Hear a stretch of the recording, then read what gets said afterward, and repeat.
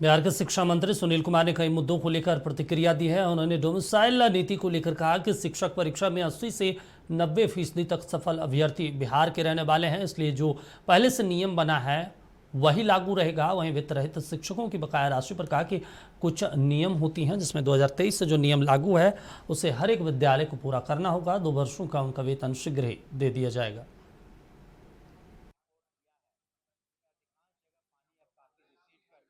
वर्षा नहीं हुई। बहुत कम जगह है जहाँ पर इस तरह की जो पूर्व में था वही डोमिसाइल नीति व वर्तमान में स्थान है।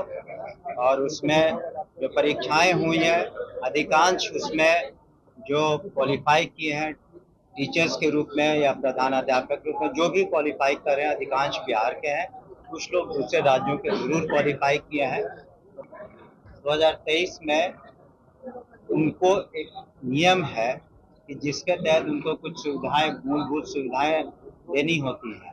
तो जहां मूलभूत सुविधाएं नहीं थी या कमियां थी उनके जो कोर्ट से उनको सस्पेंड किए गए हैं टेम्पररी।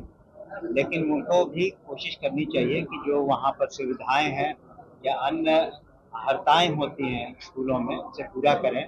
लेकिन निश्चित रूप से हम लोगों ने निर्णय लिया है कल ही कि हम लोग शीघ्र जो बकाया है उसका 2 साल का राशि हम लोग विमुक्त करेंगे।